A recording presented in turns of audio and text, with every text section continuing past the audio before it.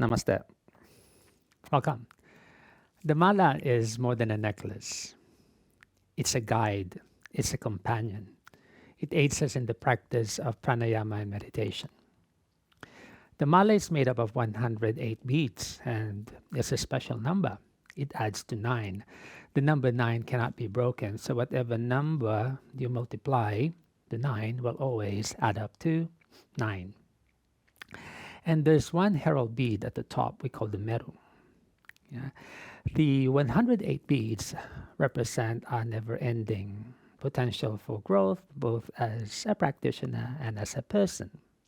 And it is believed that all energies we accumulate, or we produce in the practice while using the mala, is stored in the meru, the herald bead. Various seeds could be utilized to produce the mala, but my favorite is the Rudraksha bead. So let me come closer so I can show you. Yeah.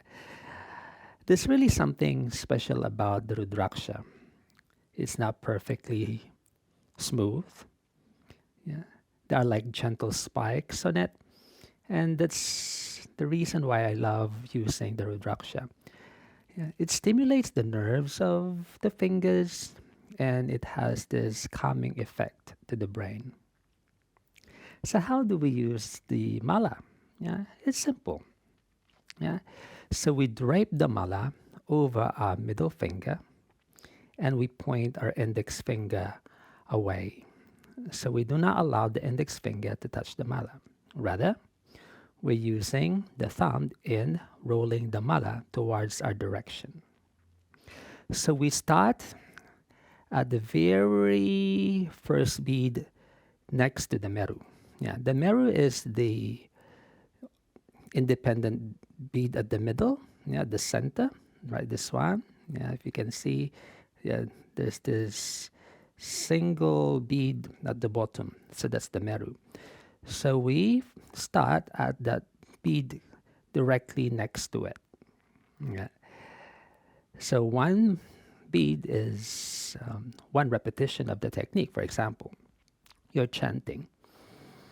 So you're going to hold that first bead using your thumb, and then you meditate. You do your chant or you do your pranayama.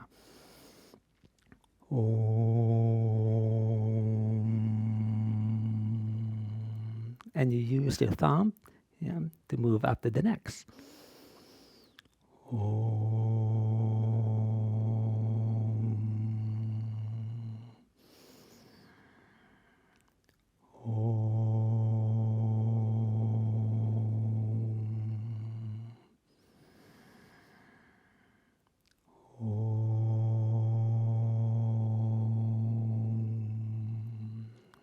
And you just carry on. Yeah? And then once you finish, for example, the entire 108 beads, which is if you chant the Om would take about 20 to 30 minutes depending on the length of your chant. Yeah. So if, for example, you want to do another round, we do not cross over the meru. Yeah. Rather, we flip the mala over. So we start from that last bead from the previous round or set. And then, you do the same. Yeah. So it's good to be rubbing the fingers against the Rudraksha. I do this, especially if I do pranayama, if I do my kumbhaka, for example, and Adishodhana, so one breath in, and while I'm holding the breath inside, I roll the Rudraksha against the bone of my middle finger like that, and then the fleshy part of my thumb lightly presses against it, and then it's relaxing, this technique of rolling it back and forth. So even if you're chanting, you might do that.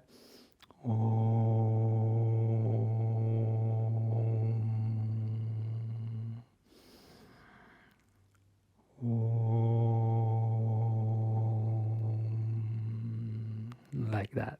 Yeah. You may even just try and then roll it like this. Yeah. Whether, for example, you're not doing your pranayama or meditation, and just to feel it, it's relaxing too. That one. All right, so there are like small size bead. This one is, I think, the smallest one, and there are medium ones. Yeah, if you're just starting with your practice, the medium one might be easier to manage. Yeah, if you have big hands or big fingers, you might use the medium ones or even the bigger beads. So it's easy to manage, and there are like also individually knotted beads, which is so good. Yeah, because this one, yeah, is just yeah, string together. Yeah, there are no individual knots in between the beads. Yeah, this one, they're individually knotted. Yeah, so there are like knots, small knots between each bead. Good. So that's how we use it. Yeah. So we just use our thumbs in working through, yeah, our practice. You do not have to do the entire 108. Maybe in the morning, a quarter, which is 27. It won't take long. What's 5 minutes? Then maybe lunchtime or your morning tea. Yeah, do another quarter. In the afternoon, do another quarter, and the rest of it at night. Yeah, so 5, 10 minutes, yeah, won't hurt. Yeah. And I tell you, it has this instantaneous, yeah, relaxing effect to the brain. You might just even do your breath awareness using the mala. Yeah, each breath, yeah, is one beat. Yeah, and you won't notice it.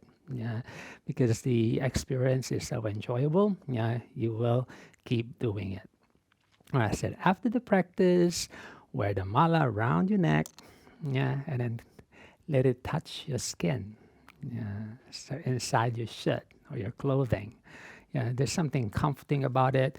If the body is hot, if the weather is hot, it's actually cooling.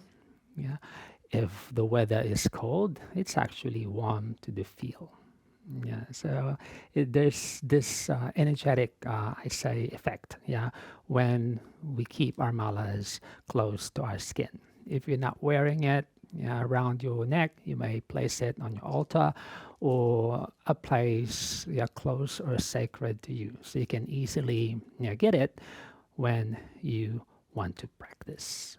Good. So if you have one at home, if you've given, yeah, a mala as a gift, so use it.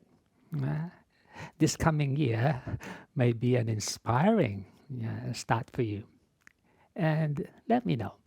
I might be able to assist you start your meditation practice. Thank you and have a blessed new year. And see you next time. Take care. Bye. Namaste.